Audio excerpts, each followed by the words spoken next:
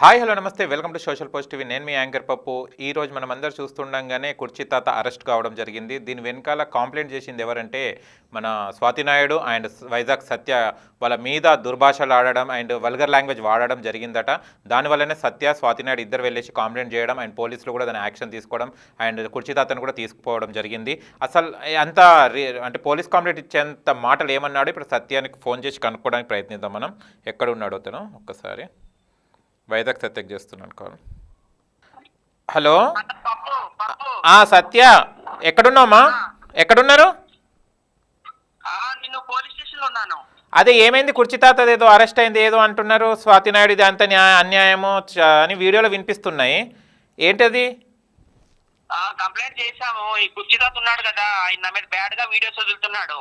Okay.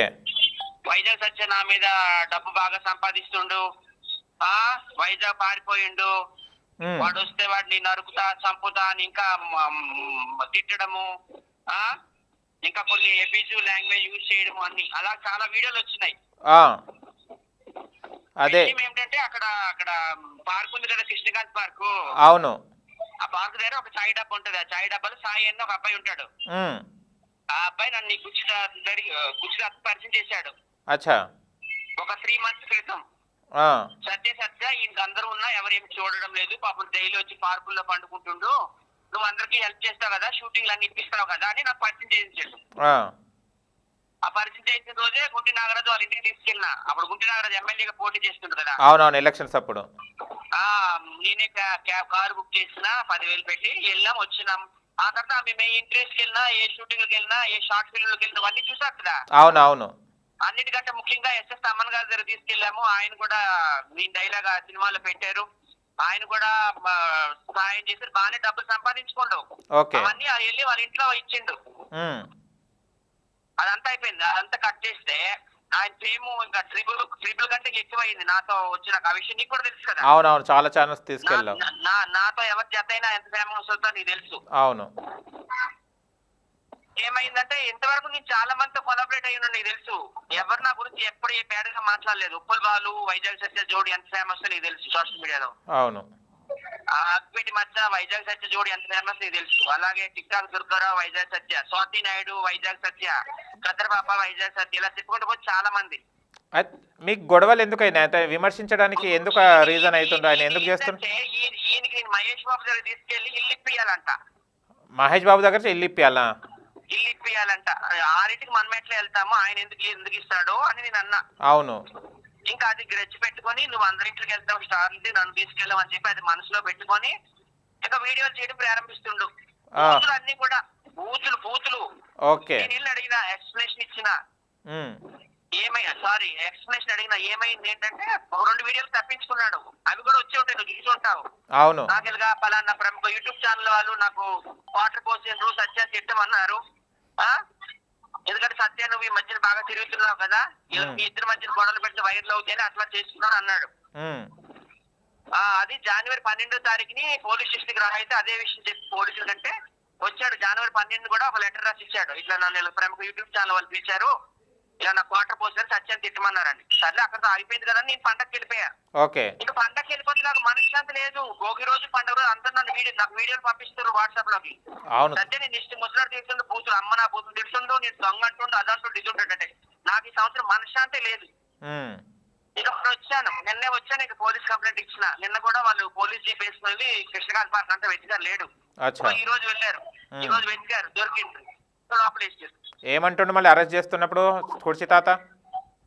ఆయన ఒకటే చెప్తుండు, నాకు ఇది నా తప్పు కాదు, యూట్యూబర్స్ నాకు మందు పోసి ఎంతకు ముందు ఒక ప్రముఖ డాన్స్ మాస్టర్ అట్లానే చెప్పేవాడు కదా, ఫుల్ బాటిల్ ఇచ్చి మాట్లాడిస్తున్నారు అని. అదే ఈయన కూడా సేమ్ టు సేమ్. ఇన్ని రోజులు చల్లేంది క్వార్టర్ ఇస్తుర్రు మాట్లాడిస్తుర్రు అని చెప్తుండు. మళ్ళీ స్వాతి నాయుడు ఎందుకు వచ్చింది? స్వాతి నాయుడు గురించి కూడా ఏమంటున్నాడు, అన్యాయం స్వాతి నాయుడు అంటుండు వీడియోలో. అందరూ సపోర్ట్ చేస్తున్నారు, సోషల్ మీడియా అందరూ నాకు సపోర్ట్ చేస్తున్నారు సార్.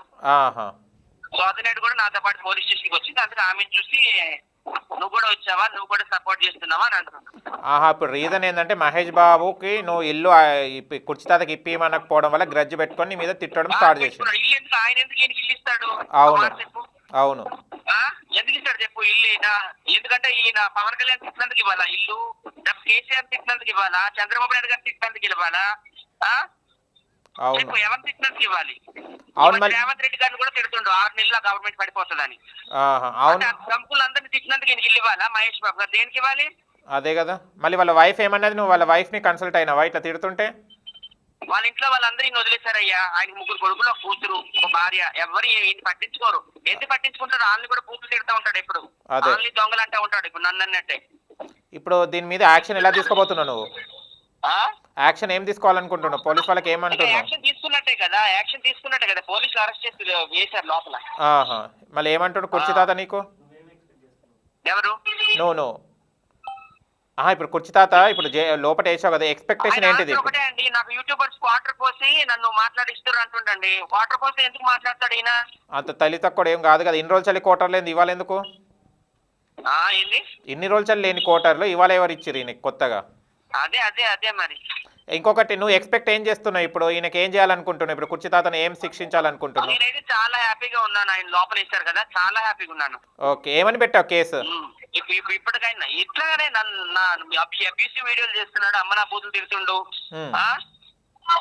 ఇవన్నీ మొత్తం చెప్పినా నేను. ఏమైనా సెక్షన్స్ చేశారా లేకుంటే ఉట్టిగానే 2 రోజులు పెట్టేసి పంపించారు? అవన్నీ తర్వాత తెలుస్తాయి. తర్వాత తెలుస్తాయా? ఓకే సరే సత్యం. నేనైతే వార్నింగ్ ఇచ్చేసి 2 తగిలించి వదిలేమన్నాను. ఓకే ఏమవుతుందని చూడాలి. ఇంక స్టేషన్ లోనే ఉన్నాను. ఓకే సరే మళ్ళీ. Thank you.